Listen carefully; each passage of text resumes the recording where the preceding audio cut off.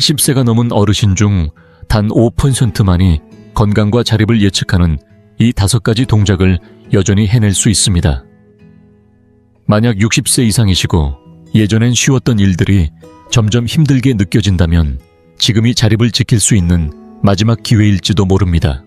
지금부터 보여드릴 내용은 생각보다 훨씬 놀라울 수 있습니다.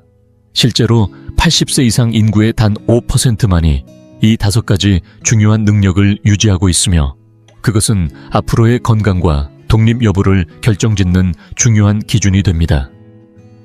무서운 점은 많은 분들이 이런 능력을 잃고 있다는 사실조차 너무 늦게야 깨닫는다는 것입니다.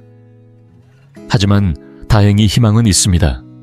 조금이라도 빨리 알아차린다면 쇠약해지는 흐름을 되돌릴 수 있고 강인하고 품위 있게 나이 드는 상위 5%에 들어갈 수도 있습니다. 인생 후반기를 위한 조언에 오신 걸 환영합니다. 저는 여러분이 건강하고 당당하게 그리고 스스로 살아갈 수 있도록 돕기 위해 이 자리에 있습니다. 오늘 영상은 노년기의 방향을 완전히 바꿔줄 수 있는 내용입니다.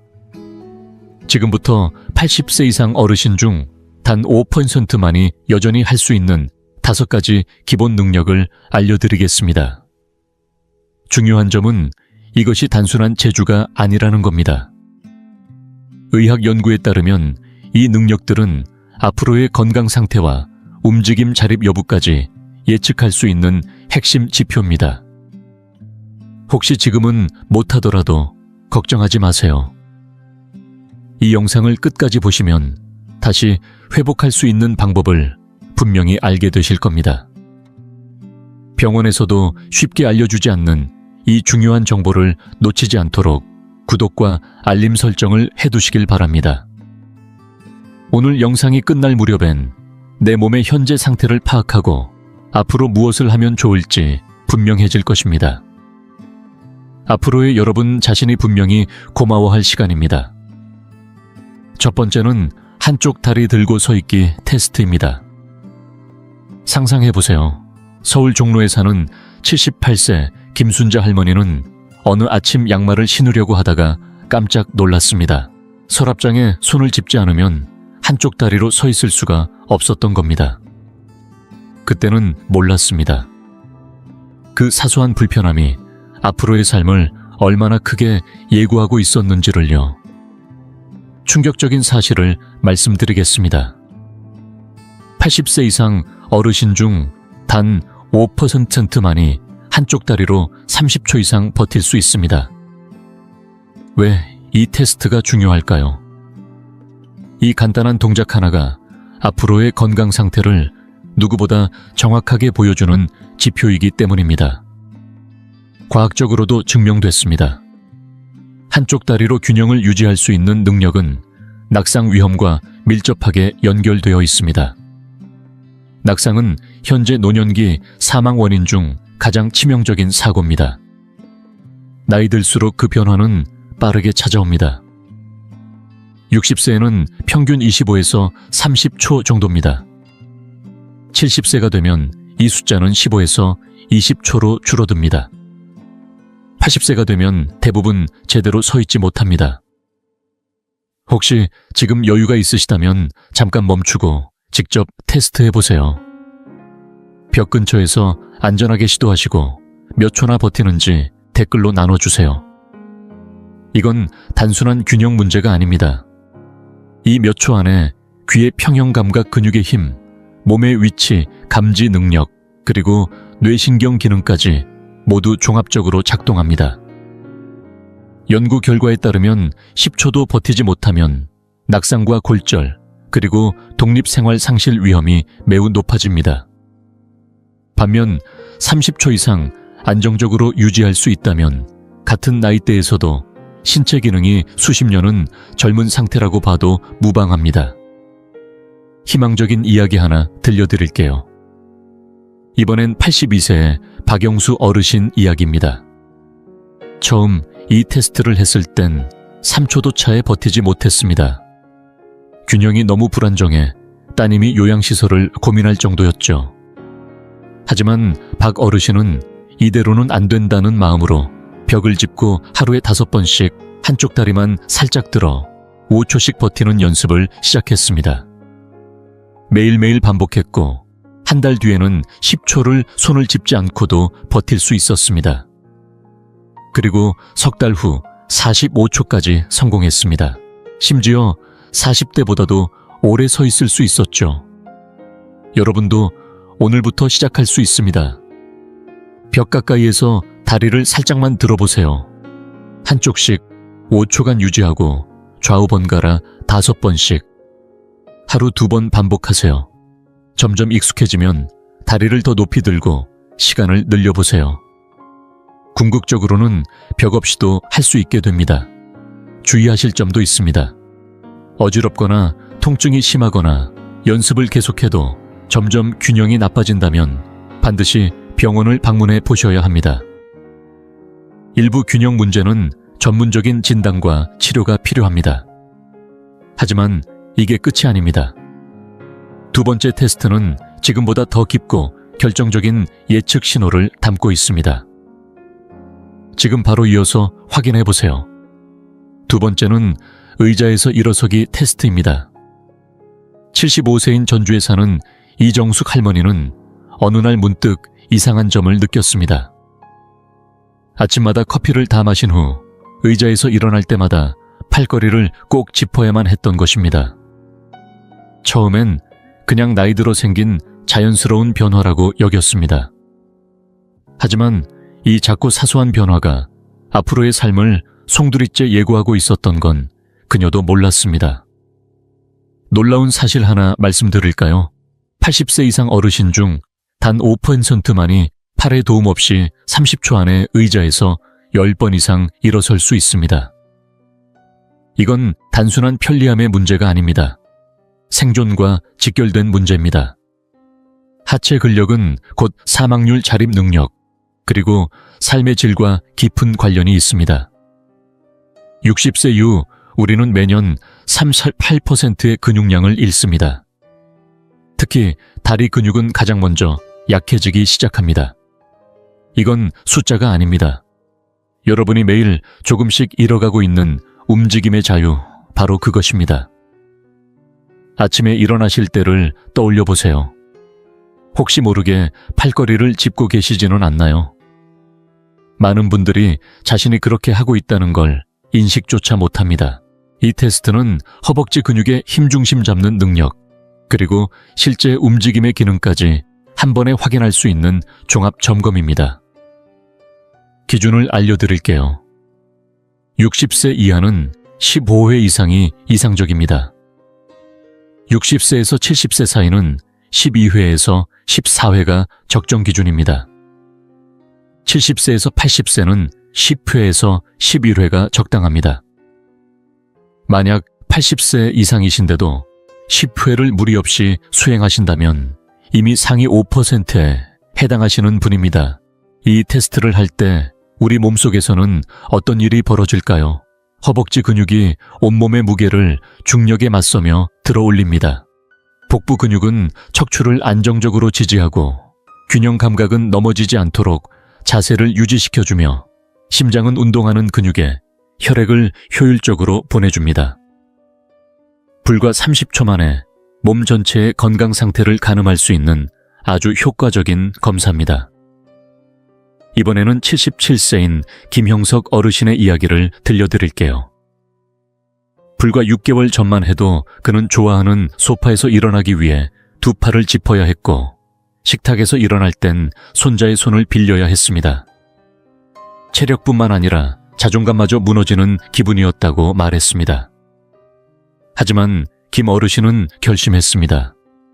더 이상 무력하게 나이 들어가지 않겠다고. 처음에는 팔의 도움을 받으며 의자에서 일어나기 시작했고 그 과정에서도 다리 근육을 의식하며 사용하는 데 집중했습니다. 그리고 점차 팔을 사용하지 않고 가슴 위에 팔짱을 끼고 일어서기를 시도했습니다. 그 결과 2달 만에 10회를 거뜬히 해냈고 지금은 무려 18회나 가능해졌습니다. 심지어 50대 아들보다도 더 낫다고 하네요. 여러분도 오늘부터 따라 해보실 수 있습니다. 튼튼한 의자에 앉아 두 발은 어깨 너비로 벌리고 바닥에 고르게 딛습니다. 가슴 위로 팔짱을 끼고 오직 다리 힘만으로 천천히 일어나고 다시 앉습니다. 처음엔 하루 3번 한 번에 5회씩 시도하세요. 익숙해지면 이틀에 한 번 정도씩 한 회씩 늘려가면 됩니다. 중요한 건 자세입니다. 허리를 곧게 펴고 상체를 살짝 앞으로 기울여 일어나며 반동을 쓰지 마세요. 처음엔 팔이 필요하다면 최소한으로만 사용하고 하체 사용을 의식하는 게 중요합니다. 자주 하는 실수도 짚어드릴게요. 몸을 앞뒤로 흔들어 반동으로 일어나려 하거나 숨을 참거나 통증을 무시하고 무리하는 것입니다. 근육의 피로감은 자연스러우나 날카로운 통증이 있다면 즉시 멈추어야 합니다. 다음으로 소개할 테스트는 평소 건강하다고 자신하던 분들도 깜짝 놀랄 만큼 어려운 검사입니다. 그리고 가장 위험한 낙상을 예방하는 데 결정적인 역할을 합니다. 지금 바로 이어서 확인해 보세요. 세 번째는 뒤로 걷기 테스트입니다. 72세의 대구에 사는 박영희 할머니는 어느 날 부엌에서 끓는 냄비를 피하려고 뒷걸음질을 하다 중심을 잃고 거의 넘어질 뻔했습니다. 그 순간 깜짝 놀랄 사실을 깨달았습니다. 앞으로 걷는 건 괜찮은데 뒤로 걷는 건 전혀 되지 않았던 겁니다. 그 일은 박 할머니의 노화에 대한 생각을 완전히 바꾸게 만들었습니다. 여기 충격적인 진실이 있습니다. 80세 이상 어르신 중 단 5%만이 아무런 지지 없이 망설임 없이 뒤로 20보를 걸을 수 있습니다. 이건 단순한 보행 문제가 아닙니다. 일상 속에서 위험을 피하고 사고를 막기 위해 뇌가 얼마나 복잡한 움직임을 조절할 수 있느냐의 문제입니다. 뒤로 걷는다는 건 단순한 방향 전환이 아닙니다.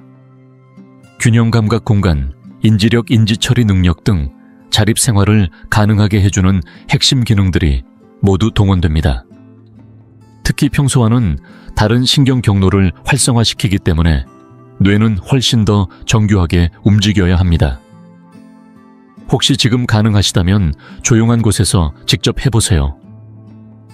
누군가 옆에 있어 주시고 뒷걸음으로 천천히 몇 걸음 걸어보세요. 느낌이 확연히 다르실 겁니다. 앞으로 걷는 것과 뭐가 다른지 댓글로 공유해 주세요. 뒤로 걷는 동안 우리의 뇌는 어떤 일을 하고 있을까요? 시각은 뒤를 볼 수 없기 때문에 방향 안내를 하지 못합니다. 대신 몸의 위치 감지 기능인 고유감각 그리고 귓속 평형기관이 그 역할을 대신하게 됩니다. 뇌는 이 모든 감각들을 통합해 몸의 위치를 파악하고 근육을 조정해 균형을 유지하게 합니다. 이 검사는 간단하지만 그 결과는 매우 의미심장합니다. 처음에는 뒤로 10보부터 시작하세요. 익숙해지면 20보까지 늘려보세요. 중요한 건 한 줄로 곧게 걸으며 중심을 잃지 않고 손으로 벽이나 가구를 짚지 않는 것입니다. 이렇게 걸을 수 있다면 인지 유연성과 균형 자신감, 신경 근육 조절 능력이 아직 또렷하게 유지되고 있다는 뜻입니다. 하지만 이 능력은 왜 그렇게 빨리 사라질까요? 첫째, 몸이 스스로의 위치를 감지하는 능력, 즉 고유감각이 나이 들면서 둔해집니다. 둘째, 특히 뒷부분의 근육들, 엉덩이와 햄스트링 같은 근육들이 약해지면서 뒤로 움직이기가 어려워집니다. 셋째, 낙상에 대한 두려움이 뻣뻣한 자세와 망설임을 만듭니다. 넷째, 귓속 평형기관의 기능 저하로 인해 균형 유지 자체가 흔들리게 됩니다. 이제 79세인 최병수 어르신의 변화 이야기를 들려드릴게요.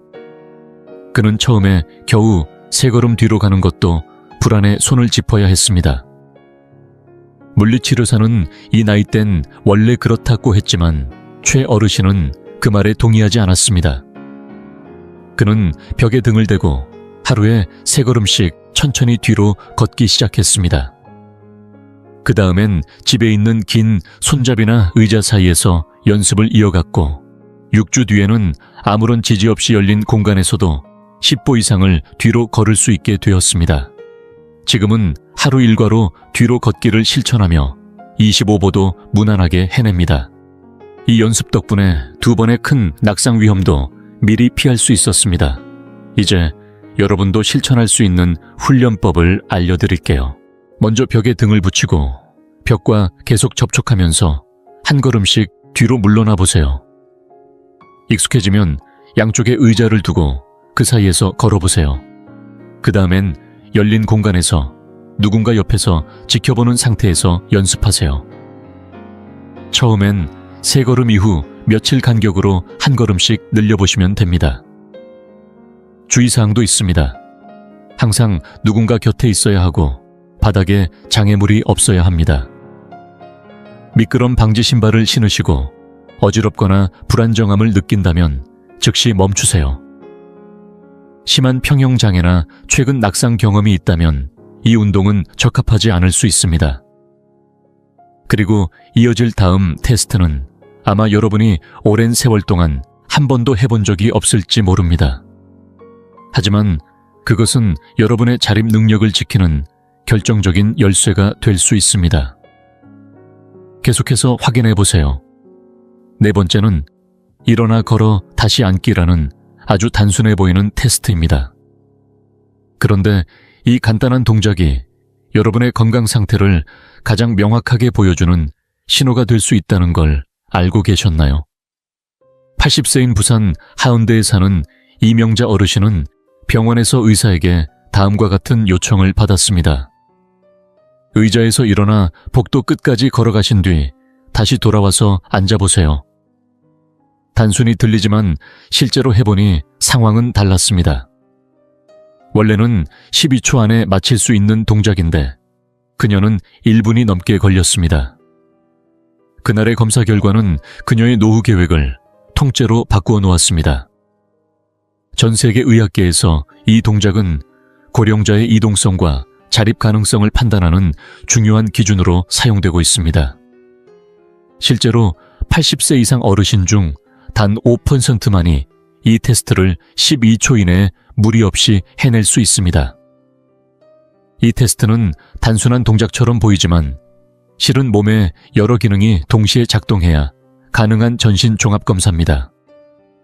근력, 균형 감각 보행, 안정성 뇌 처리 속도, 낙상 위험까지 하나의 흐름 안에서 모두 드러납니다.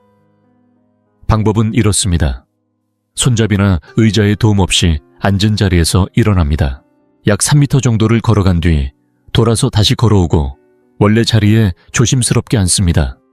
이 전 과정을 시간으로 측정합니다. 지금 가능하시다면 옆에 누군가 계신 상태에서 직접 해보세요. 몇 초가 걸렸는지 시간을 재보고 댓글로 함께 나누어 주세요. 결과 해석은 다음과 같습니다. 10초 이내라면 매우 양호한 상태이며 낙상 위험이 낮다고 볼 수 있습니다. 10초에서 12초 사이는 기능적 이동성은 있지만 주의가 필요한 상태입니다. 13초에서 19초는 이동에 제약이 있고 중간 정도의 낙상 위험이 있는 상태입니다. 20초가 넘는다면 낙상 가능성이 높고 보조기구나 도움을 고려해야 할 수 있습니다. 이제 이 동작 안에서 실제로 무엇이 작동하고 있는지를 하나씩 풀어보겠습니다. 의자에서 일어설 때는 허벅지 앞쪽 근육과 복부의 안정성이 핵심 역할을 합니다. 앞으로 걷는 동안에는 걸음걸이의 보폭의 안정성, 그리고 움직임에 대한 자신감이 확인됩니다. 방향을 전환할 때는 회전 시의 균형 능력과 공간 감각이 드러납니다. 돌아오는 걸음에서는 피로도와 움직임의 일관성이 드러나고 다시 앉는 동작에서는 조절된 힘과 몸의 협응력이 요구됩니다. 이번에는 76세인 정은숙 어르신의 사례를 소개합니다. 그녀는 처음 이 테스트를 받을 당시 28초가 걸렸습니다.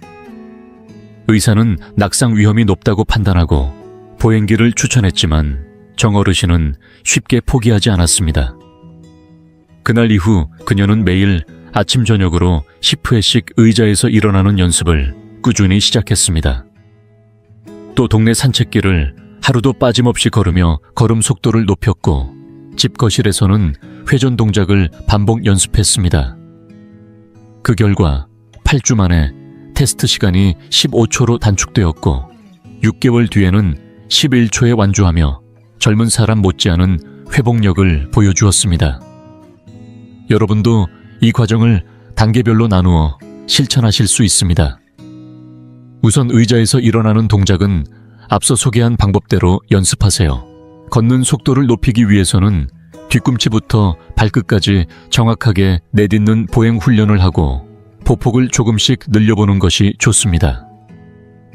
방향 전환은 싱크대나 벽을 붙잡고 몸을 회전시키는 연습을 반복하세요. 전체 동작을 매일 한두 번씩 꾸준히 연결해서 해보는 것도 중요합니다. 강화해야 할 근육은 허벅지, 엉덩이, 복부 종아리입니다. 균형 연습은 고정된 자세보다는 움직임 속에서 중심을 유지하는 동적 균형 훈련이 효과적입니다. 보행 능력을 높이려면 장애물 넘기, 다양한 바닥에서 걷기, 속도 조절하기 같은 응용 훈련도 병행해 보세요. 무엇보다 중요한 건 심리적인 요인입니다. 자신감은 움직임의 질을 좌우합니다.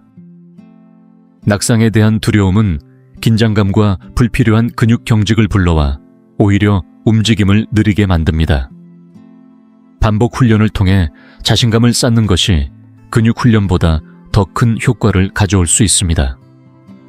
현재 체력이 약한 분들을 위한 조정 방법도 있습니다. 처음엔 팔걸이가 있는 의자를 사용하세요. 걷는 거리도 짧게 시작하고 중간에 쉬어가며 천천히 늘려가도 됩니다. 완벽한 수행이 목표가 아니라 조금씩 나아지는 게 더 중요합니다. 그리고 이제 마지막 테스트가 남아 있습니다. 아이들은 아무렇지도 않게 해내지만 대부분의 어르신들에게는 가장 어려운 도전이 될 수도 있는 검사입니다. 이 테스트는 여러분의 안전과 독립성을 지켜줄 마지막 열쇠가 될 것입니다. 계속해서 함께 확인해 보시죠. 5번째 테스트는 아마 지금까지 중 가장 놀라운 검사일지도 모릅니다. 겉으로 보기엔 너무도 단순합니다. 한쪽 다리로 서 있기, 단지 눈을 감은 상태에서. 하지만 이 동작이야말로 우리 몸에 숨겨진 약점을 적나라하게 드러내고 미래의 자립 여부를 가늠할 수 있는 중요한 신호일 수 있습니다. 대전 유성구에 사는 74세 김상우 어르신은 평소 건강을 유지하는 편이라 스스로에게 꽤 자신이 있었습니다. 눈을 뜬 상태에서는 한쪽 다리로 서서 30초 이상 거뜬히 버틸 수 있었고 주변에서도 늘 정정하시다는 말을 들었습니다. 그러나 어느 날 눈을 감고 같은 자세를 시도하자마자 그는 그대로 휘청이며 균형을 잃고 말았습니다. 그 짧은 순간은 단순한 실패가 아니라 그의 몸속에서 벌어지고 있는 조용한 노화를 깨닫게 하는 계기가 되었습니다. 충격적인 사실은 이렇습니다. 80세 이상 어르신 중 단 5%만이 눈을 감은 상태로 한쪽 다리로 5초 이상 균형을 유지할 수 있습니다.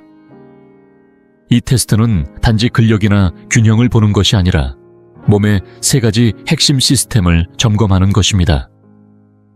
귀 속의 평형 감각을 담당하는 전정계 근육과 관절에서 신호를 보내는 고유 수용 감각, 그리고 뇌가 이 모든 감각을 통합하여 몸의 위치를 인지하는 감각 통합 기능까지 모두 포함됩니다.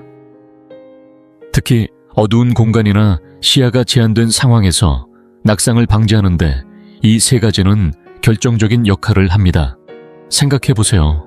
밤에 화장실에 가기 위해 조용히 일어나 복도를 걷는 순간들, 혹은 불을 켜지 않고 부엌으로 향하는 짧은 동선들. 이때 눈에 보이는 정보는 거의 없기 때문에 여러분의 몸은 오직 귀와 근육 감각, 그리고 뇌의 협업에만 의존하게 됩니다. 이 시스템 중 하나라도 미세하게 약해진다면 그 결과는 넘어짐 골절 혹은 병원 생활로 이어질 수 있습니다. 나이가 들수록 이 능력은 조용히, 그러나 급격하게 약해집니다. 그 사실을 모른 채 살아가는 분들이 대부분이기에 이 테스트는 더욱 중요합니다. 지금 안전한 공간에 계시다면 벽이나 손잡이 가까이에 서서 조심스럽게 한쪽 발을 들어보세요. 눈을 감은 채 얼마나 오래 버틸 수 있는지 직접 경험해 보시길 권합니다. 단 반드시 누군가 곁에 있어야 하며 어지럽거나 불안정함을 느낀다면 즉시 멈추어야 합니다. 보통 20대에서 30대는 30초 이상 쉽게 유지할 수 있습니다. 60세가 되면 이 시간이 약 10초에서 15초로 줄어들고 70세에는 평균 5초에서 10초 정도입니다. 80세가 넘으면 대부분 3초도 유지하기 어렵습니다. 만약 70세가 넘었음에도 10초 이상 유지할 수 있다면 이는 매우 뛰어난 건강 상태를 나타냅니다. 이 검사의 배경에는 과학적으로 흥미로운 원리가 숨겨져 있습니다. 귀 속의 작은 결정들이 머리의 움직임과 위치를 감지하고 근육과 관절에는 몸의 위치를 뇌로 전달하는 미세한 센서들이 자리 잡고 있습니다. 이 두 체계는 눈이 닫히는 순간 전적으로 작동하게 되며 평형을 유지하기 위해 완벽한 조화를 이루어야 합니다. 눈을 감는다는 간단한 행위가 사실은 우리 몸이 얼마나 정교한 시스템에 의존하고 있는지를 보여주는 강력한 증거입니다. 이와 관련해 81세의 윤정희 어르신 이야기를 나누고 싶습니다. 그녀는 딸과 단둘이 살고 있었고 처음 이 테스트를 시도했을 때 눈을 감자마자 중심을 잃고 비틀거리며 그대로 앉아야 했습니다. 복도에서 불 꺼진 상태로 한번 미끄러졌던 경험도 있었기에 딸은 그녀의 자립생활을 걱정하기 시작했습니다. 그러나 윤 어르신은 포기하지 않았습니다. 먼저 눈을 뜬 채 한쪽 다리로 30초 이상 서는 연습부터 시작했고 점차 눈을 1초, 2초, 3초씩 감는 연습으로 이어갔습니다. 그녀는 고유 감각을 단련하기 위해 푹신한 매트나 다소 울퉁불퉁한 바닥 위에서 연습을 이어갔고 몸의 감각에 더 집중하는 법을 배워갔습니다. 6개월이 지난 지금 그녀는 눈을 감은 상태로 12초 이상 버틸 수 있게 되었고 화장실 이동이나 밤길 보행에서도 전보다 훨씬 더 안정적인 움직임을 보이고 있습니다. 여러분도 단계별로 훈련을 시작하실 수 있습니다. 먼저 눈을 뜬 채로 한쪽 다리로 서는 자세를 30초까지 안정적으로 유지해 보세요. 그 다음엔 눈을 완전히 감기 전 반쯤 감거나 시야를 좁히는 방식으로 시각 의존도를 서서히 낮추는 연습을 시작합니다. 익숙해지면 발밑이 평평하지 않은 매트 위에서 서보거나 눈을 감은 채 고개를 살짝 좌우로 움직이는 동작도 함께 연습해 보세요. 이러한 방식은 전정계와 고유 수용 감각 통합 능력을 동시에 자극하며 실제 상황에서도 적용할 수 있는 실력을 길러줍니다. 이 테스트는 단순한 훈련 그 이상입니다. 많은 낙상은 밤중에 조명이 약한 화장실이나 복도에서 발생합니다. 이때 우리의 시야가 아닌 몸의 감각이 우리를 지켜줍니다.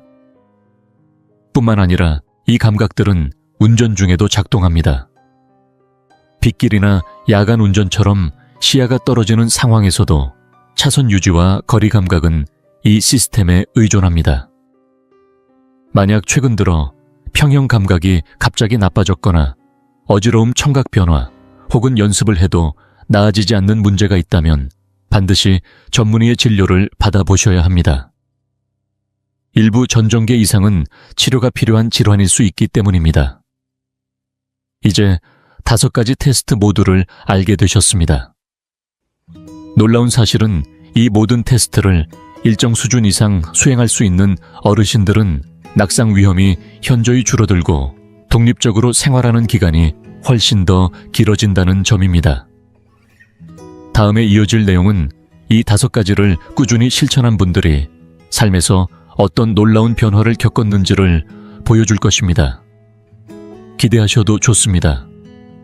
이 5가지 테스트를 꾸준히 해내는 어르신들에게는 어떤 변화가 찾아올까요? 단순한 근력 향상이 아닙니다. 독립적인 삶을 훨씬 더 오래 유지하게 되고 낙상 사고는 무려 60%나 줄어들며 요양시설에 들어가는 시점도 평균 8년 이상 늦춰진다는 결과가 있습니다. 무엇보다 중요한 건 삶의 질이 눈에 띄게 달라진다는 점입니다. 단순히 오래 사는 것이 아니라 내 힘으로 존엄하게 살아갈 수 있는 시간이 훨씬 길어진다는 뜻입니다. 이와 관련된 감동적인 사례가 하나 있습니다. 올해 83세인 전남 순천의 이복순 어르신은 불과 2년 전만 해도 5가지 테스트 모두 실패한 상태였습니다.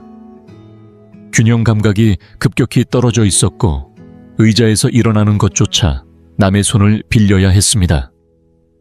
자주 넘어질까 두려워 외출을 꺼리게 되었고 가족들도 요양시설 입소를 진지하게 고민하고 있었습니다. 그녀 스스로도 이제 나도 누군가의 도움이 필요하겠구나 라는 생각에 자신감을 잃고 있던 시기였습니다. 하지만 지금의 이복순 어르신은 완전히 다른 삶을 살고 계십니다. 최근에는 혼자 유럽 여행을 다녀왔고 그곳에서도 계단을 오르고 짐을 챙기며 능동적으로 일정을 소화하셨습니다.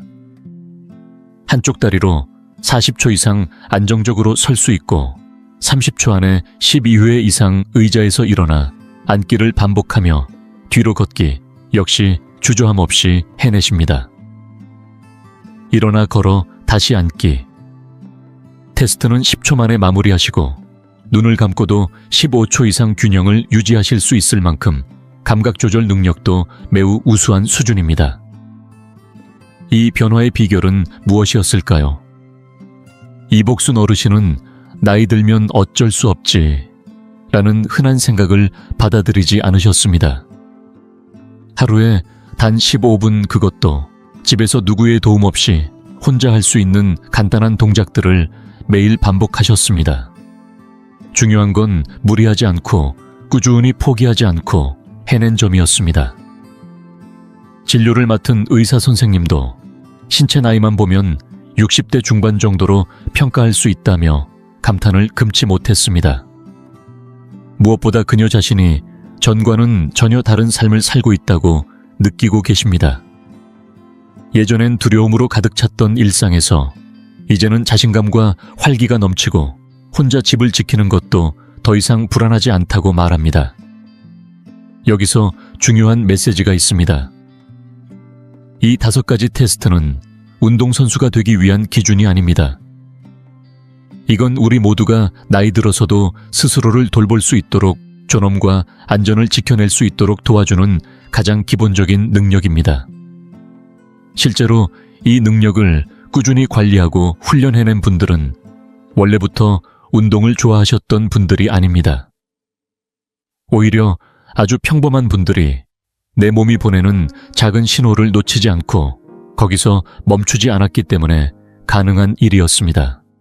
지금 여러분이 이 테스트들을 해낼 수 있는지, 여분은 앞으로의 삶이 어떤 방향으로 흘러갈지를 누구보다 정확하게 예측해 줍니다. 하지만 희망적인 소식도 있습니다. 지금부터 시작해도 결코 늦지 않았다는 사실입니다. 변화는 거창한 계획이 아니라 오늘 하루의 작은 실천에서 시작되니까요. 혹시 이 영상을 보시고 나는 어디쯤에 와 있는 걸까 생각하게 되셨다면 지금 이 순간이 바로 전환점일 수 있습니다. 어떤 테스트가 가장 놀라웠는지, 어떤 부분에서 어려움을 느꼈는지 댓글로 함께 나눠주세요. 그 경험 하나하나가 다른 어르신들에게도 큰 용기와 도움이 될 수 있습니다. 그리고 이 영상이 누군가에게 필요한 이야기라면 지금 그분에게 공유해 주세요. 지금 여러분의 선택이 앞으로 10년 후에 독립과 존엄을 지켜주는 첫걸음이 될 수 있습니다. 오늘 그 선택을 함께 시작해 보시죠. 혹시 알고 계셨나요? 우리나라에서도 평균 6분마다 한 분의 어르신이 뇌졸중을 겪고 있다는 사실을요. 그저 숫자로만 보면 실감이 나지 않을 수 있지만 그 안에는 더 이상 동화책을 읽어줄 수 없는 할머니도 있고 정원 산책을 즐기지 못하게 된 아버지도 있습니다. 그렇게 어느 한 생이 조용히 꺼져 버립니다. 제가 오늘 이렇게 카메라를 급히 켜게 된 이유, 마음이 다급해진 진짜 이유는 최근 발표된 한 연구 결과 때문입니다. 그 연구에서는 많은 뇌졸중이 흔히 처방되는 4가지 약물과 연관되어 있다는 충격적인 내용을 담고 있었습니다. 지금 이 순간 집 안 약통에 들어있을 수도 있는 약들이고 분명 좋은 의도로 처방받았을 겁니다. 하지만 그 안에 감춰진 위험성이 이제야 조금씩 드러나고 있는 겁니다. 만약 당신이 예순을 넘긴 분이시거나 부모님을 돌보고 계신다면 이 이야기를 끝까지 들어주셨으면 합니다. 지금부터 전할 내용이 한 사람의 생명을 지킬 수도 있는 이야기이기 때문입니다. 많은 이들이 별 생각 없이 복용하는 이 약들 중 하나가 실제로는 뇌졸중의 위험을 조용히 그리고 심각하게 높이고 있을 수 있습니다. 경우에 따라 그 위험은 2배, 3배까지 올라갈 수 있다는 보고도 있습니다. 저는 내과 전문의 김준호 박사입니다. 지난 20년 넘는 시간 동안 노년의 건강과 회복을 연구해왔고 어떤 정보가 어떤 순간에 전달되느냐에 따라 삶의 방향이 완전히 달라질 수 있다는 걸 수없이 목격했습니다. 오늘 말씀드릴 내용은 이론이 아닙니다. 실제 연구 결과와 검증된 자료에 기반한 이야기이며 안타깝게도 아직 많은 의료 현장에서 제대로 반영되지 않고 있는 사실들입니다. 이제부터 여러분께 고령자의 뇌를 조용히 위협하는 4가지 약물의 정체를 하나씩 밝히겠습니다.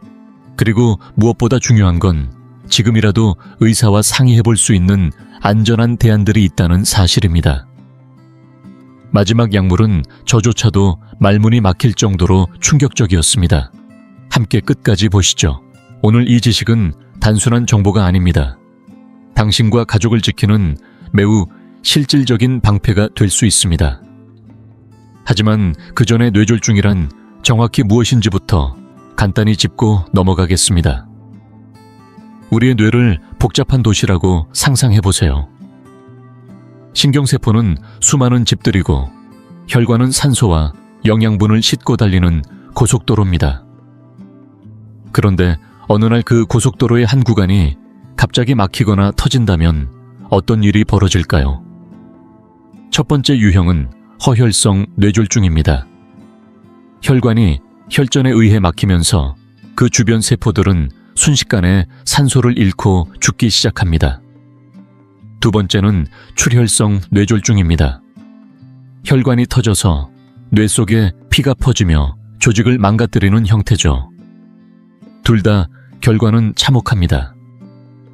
특히 나이가 들수록 우리의 뇌는 점점 더 민감하고 섬세한 상태가 됩니다. 마치 오래된 고성능 컴퓨터처럼요. 오랜 시간 동안 축적된 지혜는 그대로지만 회로는 더 이상 외부 자극을 쉽게 견디지 못합니다. 그리고 오늘 말씀드릴 몇 가지 약물들은 마치 이 시스템에 몰래 침투하는 바이러스처럼 뇌의 회로를 과부하시켜 조용히 손상시킵니다. 그럼 이 이미지를 마음에 담고 우리의 가정 상비약 서랍을 함께 열어보겠습니다. 그 안에 숨어있는 위험의 실체에 강한 빛을 비춰보겠습니다. 첫 번째 약물, 겉보기엔 무해한 친구, 비스테로이드성 소염제. 가장 많이 쓰이는 약물 중 하나죠. 이부프로펜, 나프록센, 디클로페낙. 이름만 들어도 낯익으시죠? 두통, 허리 통증, 관절염 증상 완화에 쓰이는 약들입니다. 처방 없이도 살 수 있고 누구나 한두 번쯤은 드셔봤을 겁니다. 하지만 바로 그 익숙함이 방심을 부릅니다. 젊고 심장이 튼튼한 사람에게는 큰 문제가 없을 수도 있습니다. 하지만 60세 이상, 특히 매일 복용하는 분들에게는 이야기가 달라집니다. 도움이 되기보다는 몸 안 깊은 곳에서 조용히 적으로 변합니다. 왜 이렇게 흔한 약이 위험할까요? 답은 간단하지 않습니다. 3가지 작용이 동시에 발생하면서 마치 완벽한 폭풍을 만들어내기 때문입니다. 첫 번째는 혈압 상승입니다. 혈관을 호수로 생각해 보세요. 소염제는 체내 염분과 수분을 붙잡아두면서 혈액의 양을 늘립니다. 한편으로는 혈관을 더 단단하고 좁게 만들죠.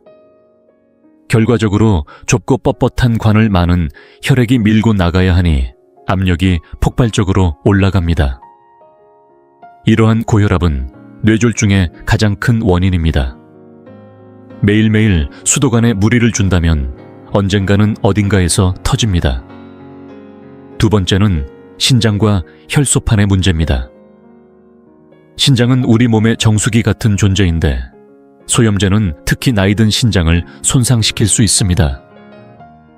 손상된 신장은 혈압을 더 악화시키고 혈소판의 기능까지 교란시켜 필요 없는 곳에 혈전이 생기게 만듭니다. 바로 뇌혈관 안에 말이죠. 세 번째는 동맥경화의 촉진입니다. 장기 복용 시 소염제는 혈관 내벽에 만성 염증을 일으킵니다.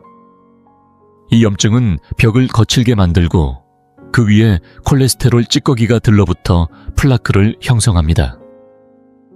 어느 날 이 찌꺼기의 조각 하나가 떨어져 나와 뇌혈관을 막아버리면 그 순간 참사가 시작됩니다. 경기도 수원에 사는 박정수 어르신 68세. 정원 가꾸기를 좋아했지만 무릎 관절염 때문에 늘 통증에 시달렸습니다. 그의 선택은 디클로페낙 하루 2알. 매일같이 이 약만이 내 통증을 가라앉혀줘. 그렇게 말씀하셨죠. 고혈압이 조금 있었지만 대수롭지 않게 여겼습니다. 하지만 그 약 한 알 한 알이 몸속에 기름을 붓는 불씨가 된다는 건 몰랐습니다. 어느 날 아침 장미에 물을 주던 도중 갑자기 어지럼증이 밀려왔고 물 호스를 떨어뜨렸습니다. 팔이 올라가지 않았습니다. 그 순간 뇌졸중이 시작된 겁니다. 표면적 원인은 혈전이었지만 사실 그 토양은 수년간 쌓인 약의 잔해로 이미 준비돼 있었던 셈입니다. 그럼 우리는 어떻게 해야 할까요? 통증을 그냥 안고 살아야 할까요? 그럴 필요는 없습니다. 중요한 건 전략입니다. 가장 먼저 말씀드리고 싶은 건 절대로 약을 혼자서 끊지 마세요. 그건 오히려 더 위험합니다. 해결의 실마리는 의사와의 솔직한 대화입니다. 제 나이와 혈압 상황에서 이 소염제가 정말 최선인가요? 최소 용량과 최단 기간은 어느 정도인가요? 이렇게 묻는 것만으로도 위험을 낮추는 출발점이 됩니다. 그리고 대안을 살펴봐야 합니다. 심장에는 상대적으로 안전한 해열 진통제부터 국소 부위만 작용하는 소염젤이나 크림, 그리고 물리치료 온연료법 운동까지 통증을 덮는 게 아니라 근본 원인을 안전하게 다스리는 방법들이 있습니다. 지금 이 사실을 알게 되셨다면 이제는 묻고 선택할 힘이 생긴 겁니다. 그 질문 하나가 당신의 뇌를 지켜줄 수 있습니다. 두 번째 경고. 조용하지만 뇌를 위협하는 약 항콜린제. 이번에는 두 번째 약물입니다. 많은 분들이 이 약과 뇌졸중 사이의 연결을 거의 알지 못합니다. 그래서 더 위험합니다. 게다가 이 약은 민감한 문제를 건드립니다. 바로 요실금 또는 과민성 방광입니다. 수많은 어르신들이 이 문제로 인해 외출을 피하고 사회적 활동을 끊고 자신감을 잃습니다. 그 불안감을 잠재우는 해결책으로 자주 처방되는 것이 바로 항콜린제 계열의 약물입니다. 대표적으로 옥시부틴인, 톨테로딘, 솔리페나신 같은 이름이 흔히 등장합니다. 이 약들은 마치 모든 걸 해결해 줄 것처럼 작용하고 실제로 증상을 줄여줍니다. 하지만 거의 아무도 알려주지 않는 숨겨진 대가가 있습니다. 그것은 바로 뇌 기능의 저하입니다. 이해를 돕기 위해 먼저 아세틸콜린이라는 물질을 소개드릴게요. 아세틸콜린은 우리 몸의 신경계에서 가장 핵심적인 신호 전달자입니다. 방광의 수축 조절뿐 아니라 기억력 학습 능력, 사고력 등 모든 인지 기능을 유지하는 데 꼭 필요한 성분입니다. 마치 생각의 기혈을 부드럽게 돌리는 윤활유 같은 존재죠. 그런데 항콜린제는 이 아세틸콜린을 차단합니다. 처음엔 방광 근육을 이완시켜 배뇨 문제를 덜어주는 효과를 내지만 이 약은 특정 부위만 골라 작용하지 않습니다. 피를 타고 온몸을 돌면서 결국 뇌에도 도달합니다. 그리고 거기서도 아세틸콜린을 막아버립니다. 그 결과 기억력 감퇴, 혼란스러운 정신상태, 졸림 집중력 저하 같은 증상이 나타나기 시작합니다. 대부분은 나이 들어서 그렇겠지 하고 넘기지만 실은 방광약이 뇌의 불을 하나둘 끄고 있는 것일 수도 있습니다. 하지만 거기서 끝이 아닙니다. 뇌졸중과의 연결고리는 훨씬 더 교묘합니다. 아세틸콜린은 뇌혈류를 조절하는 기능도 하는데 이게 차단되면 혈관이 필요한 만큼 넓어지지 않아 산소 공급이 줄어들고 뇌의 특정 부위가 지속적으로 산소 부족 상태에 빠질 수 있습니다. 이런 상태가 반복되면 결국 뇌졸중으로 이어질 수 있는 기반이 만들어지는 겁니다. 게다가 이 약은 기립성 어지럼증이나 지나친 진정 효과를 유발할 수 있어 심장과 혈관이 이미 약해진 고령자에게는 큰 위험이 됩니다. 마치 항공관제사가 인력도 통신 장비도 절반만 갖고 비행기를 조종하라는 격입니다. 결국 사고는 시간 문제가 됩니다. 이와 관련해 서울 관악구에 사는 75세 김말순 어르신의 이야기를 들려드릴게요. 남편을 먼저 떠나보내고도 여전히 활발하게 지내시던 분이었습니다. 하지만 점차 요해 조절이 어려워져 외출을 꺼리게 되었고 의사의 권유로 옥시부티닌을 복용하기 시작했습니다. 처음엔 마법처럼 증상이 사라졌죠. 하지만 몇 달이 지나면서 따님들이 이상한 점을 느끼기 시작했습니다. 예전보다 잦은 깜빡임과 말의 흐름이 둔해졌고 어느 날은 소파에서 일어나다 심한 어지럼증으로 쓰러졌습니다. 병원에 실려간 그녀는 일과성 허혈 발작, 즉 작은 뇌경색의 전조 증상을 겪은 것이었습니다. 양력을 확인한 의료진은 그 연결고리를 금세 찾아냈습니다. 방광을 살린 그 약이 동시에 그녀의 뇌를 위협하고 있었던 겁니다. 이 사례는 단순한 우연이 아닙니다. 현재 항콜린제를 복용 중이라면 지금이 바로 다시 점검할 시간입니다. 물론 약을 갑자기 끊는 건 위험합니다. 가장 먼저 해야 할 일은 내가 복용 중인 약이 항콜린제인지 확인하는 것입니다. 그 다음 주치의에게 이렇게 질문하세요. 이 약이 제 뇌 건강에 어떤 영향을 줄 수 있나요? 다행히도 더 안전한 약이 있습니다. 요즘은 아세틸콜린에 영향을 주지 않고 다른 경로로 방광을 조절하는 베타3 작용제라는 약이 있습니다.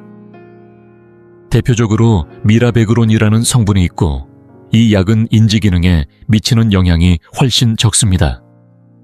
고령자에게는 훨씬 더 안전한 선택입니다. 그리고 무엇보다 잊지 말아야 할 것은 약 없이도 요실금을 개선할 수 있는 방법이 있다는 사실입니다. 골반적인 운동 케겔 운동은 근육을 강화시키고 정해진 시간에 화장실을 가는 배뇨 습관 훈련도 매우 효과적입니다. 그리고 커피, 탄산음료, 술 같은 자극성 음료를 줄이는 것만으로도 큰 변화가 나타나는 경우가 많습니다. 요실금은 분명 불편한 증상입니다. 하지만 그렇다고 해서 우리의 뇌를 희생해야 할 문제는 아닙니다. 좀 더 안전한 방법을 당당히 요구할 권리, 여러분에겐 그 자격이 있습니다. 세 번째 경고, 기적 같은 소염제. 그러나 그 이면엔 뇌졸중의 그림자. 이번에 살펴볼 세 번째 약물은 많은 사람들에게 생명을 되찾아준 약으로 불립니다. 천식발작, 알레르기 쇼크. 자가 면역 질환이 있을 때 몇 시간 만에 붓기와 통증을 진정시켜주는 전신용 스테로이드 대표적으로 프레드니솔론이나 덱사메타손입니다. 효과는 정말 강력합니다. 숨을 못 쉬던 사람도 다시 숨을 쉬게 만들고 온몸의 염증이 진정되며 삶의 질이 급격히 회복됩니다. 그래서 많은 분들이 이 약을 절대적인 구원자처럼 여기기도 하죠. 하지만 이 강력함 뒤엔 반드시 따르는 대가가 있습니다. 특히 장기간 복용할 경우 이 약은 단순한 치료제가 아니라 전신 시스템을 무너뜨리는 도화선이 될 수 있습니다. 표현이 과하게 들릴 수 있지만 몸과의 거래라고 생각하시면 됩니다. 즉각적인 편안함과 안정을 얻는 대신 뇌졸중의 위험까지 함께 떠안게 되는 것이죠. 왜일까요? 이 약은 단 하나의 문제만 건드리지 않습니다. 세 갈래 공격으로 우리의 몸을 동시에 압박합니다. 저는 이것을 스테로이드의 3중 위협이라 부릅니다. 첫 번째 위협은 고혈압입니다. 스테로이드는 체내 염분과 수분을 붙잡아 혈액량을 늘리고 동시에 칼륨을 배출시킵니다. 그 결과 심장은 늘어난 피를 더 세게, 더 자주 펌프질하게 되고 혈관은 큰 압력에 시달리게 되죠. 비스테로이드 소염제와 유사하지만 훨씬 더 강력하고 넓은 범위에 영향을 줍니다. 두 번째는 혈당 상승입니다. 스테로이드는 인슐린의 작용을 방해해 혈당을 높이고 심한 경우 스테로이드성 당뇨병을 유발할 수도 있습니다. 고혈당은 혈관의 내벽을 상하게 하고 매일같이 설탕에 담근 혈관처럼 혈관을 끈적이고 취약하게 만듭니다. 세 번째는 치명적인 조합입니다. 이 약은 나쁜 콜레스테롤, LDL을 증가시키고 혈액을 더 끈적이고 뻑뻑하게 만들어 언제든지 혈전이 생겨 뇌혈관을 막아버릴 수 있는 조건을 갖추게 됩니다. 즉, 이미 약해진 혈관, 플러스 끈끈해진 혈액, 플러스 높은 압력. 이 세 가지가 겹치는 순간 재앙이 시작됩니다. 실제로 서울 강서구에 거주하는 72세 윤병호 어르신은 수년째 만성 폐쇄성 폐질환을 앓고 있었습니다. 증상이 심해질 때마다 프레드니솔론으로 위기를 넘겼고 그 덕분에 몇 번이나 생명을 건지셨죠. 하지만 매번 응급처치로만 쓰였을 뿐 이 약을 줄이거나 끊기 위한 계획은 아무도 세우지 않았습니다. 시간이 지나며 윤 어르신은 고혈압이 생겼고 혈당도 항상 경계선에 걸쳐 있었으며 콜레스테롤 수치도 계속 높았습니다. 모두가 폐만 바라보는 동안 뇌혈관은 조용히 무너지고 있었습니다.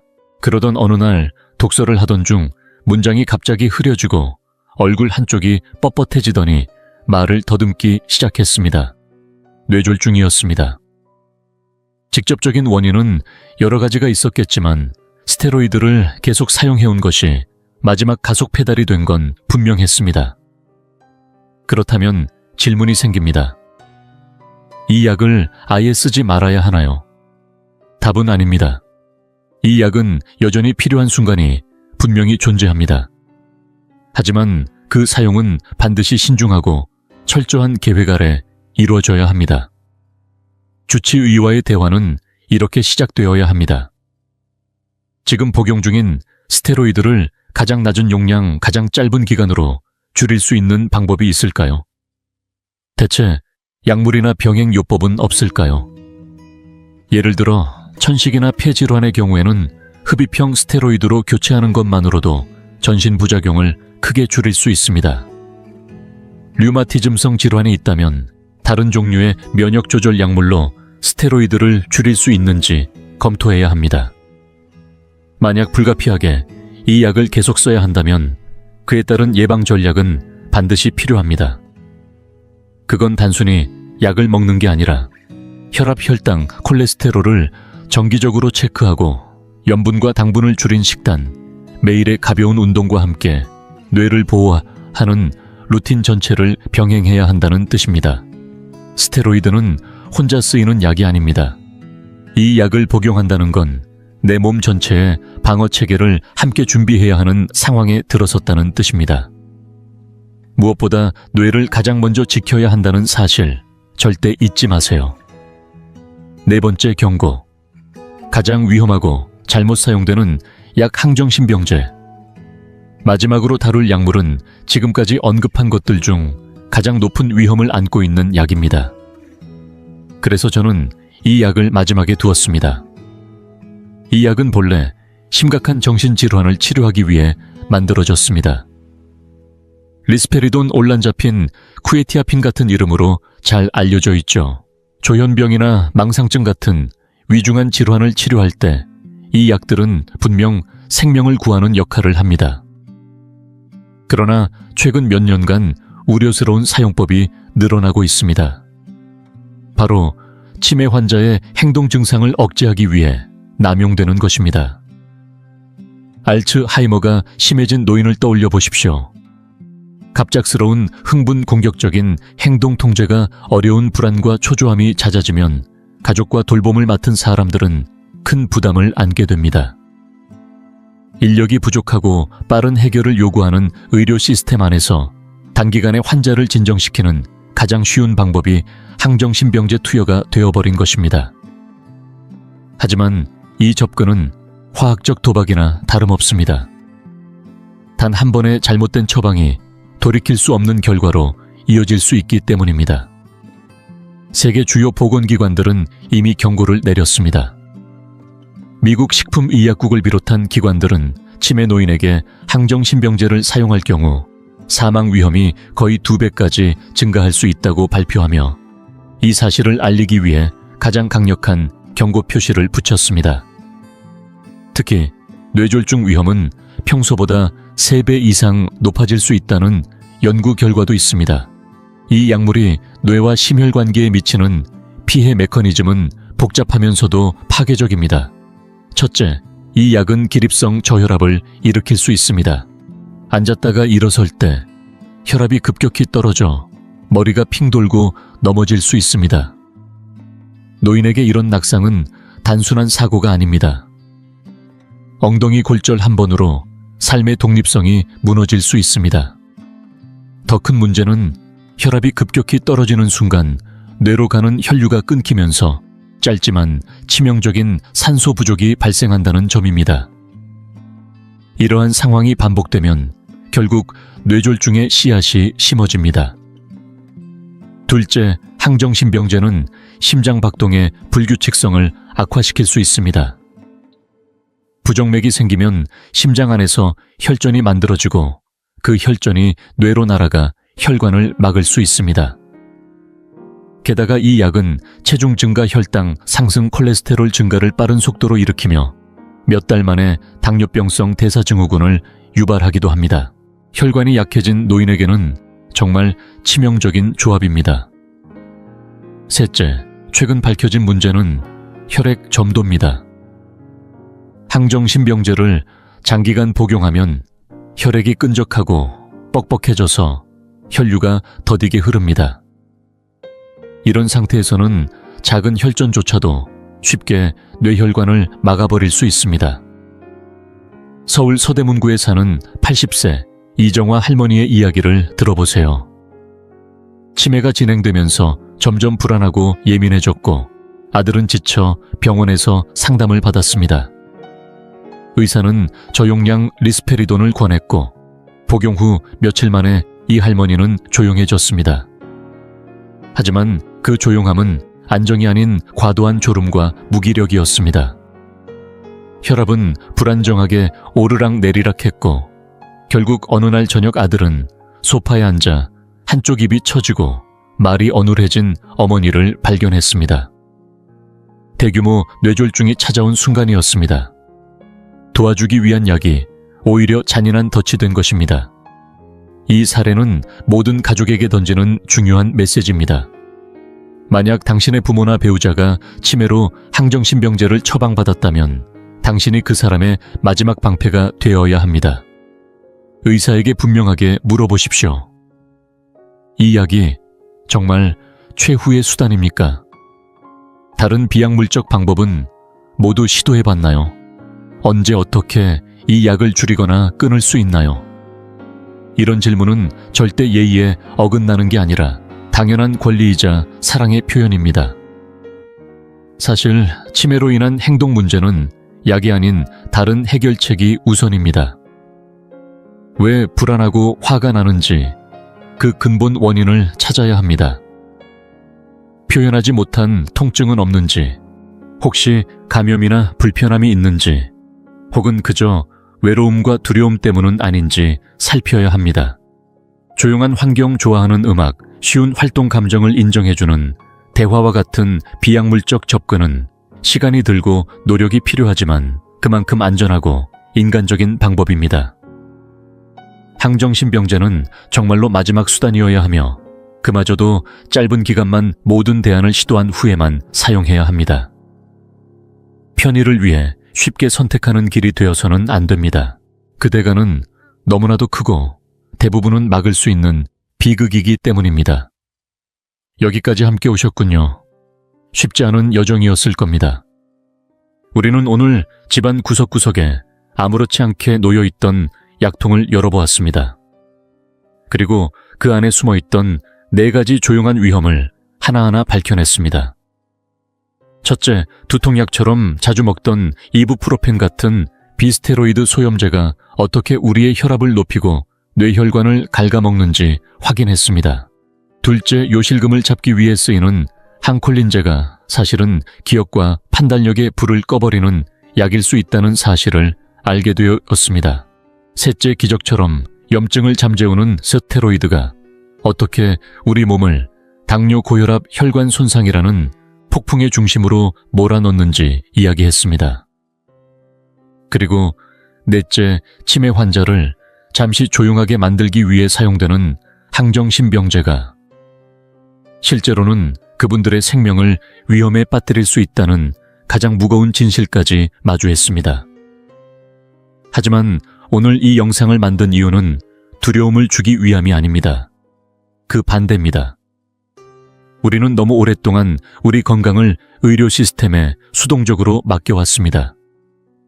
바쁘다는 이유로, 믿는다는 이유로 내 몸의 주인이면서도 내 약에 대해 한 번도 제대로 물어보지 않았던 것. 그게 오늘 우리가 바꾸고 싶은 현실입니다. 당신은 단순한 환자가 아닙니다. 당신은 당신 건강의 지휘자이며 모든 결정을 시작할 수 있는 사람입니다. 지금 이 영상을 통해 얻은 지식은 그저 머릿속에 쌓이는 정보가 아닙니다. 이건 실제로 의사에게 던질 수 있는 질문이 되고 약국에서 약을 고를 때의 기준이 되며 무엇보다 당신 자신과 가족을 지키는 강력한 무기가 될 수 있습니다. 이제 해야 할 일은 간단합니다. 지금 복용 중인 약을 천천히 확인해 보세요. 오늘 언급된 4가지 계열의 약물이 있는지 살펴보고 혼자 결정하지 마시고 담당 의사와 상의해 보세요. 그때 필요한 건 불안이 아니라 명확한 질문과 당신의 의지입니다. 이 약이 지금 내 몸에 가장 적절한가요? 더 안전한 대안은 없을까요? 이 단순한 물음이 당신의 뇌와 생명을 바꿀 수 있습니다. 마지막으로 한 가지 작은 부탁을 드립니다. 이 영상이 당신에게 조금이라도 도움이 되었다면 혼자만 알고 계시지 마세요. 어머니를 돌보고 있는 형제에게, 같은 고민을 나누는 친구에게 당신의 손끝으로 이 메시지가 전해질 수 있습니다. 단 한 번의 공유가 한 통의 응급전화, 한 병실의 침상, 하나의 가족의 상처를 막아낼 수도 있습니다. 그리고 댓글로도 나눠주세요. 당신은 어떤 약을 복용하고 계신가요? 혹시 영상 속 내용과 비슷한 경험이 있으셨나요? 그 이야기들이 모여서 누구보다 절실한 이들에게 진짜 힘이 됩니다. 우리는 함께 연결되어 있고 함께 배워나갈 수 있습니다. 소중한 시간을 내어 끝까지 함께 해주셔서 진심으로 감사합니다. 당신의 뇌는 단 하나뿐입니다. 부디 아껴주세요. 다음 이야기에서 다시 뵙겠습니다.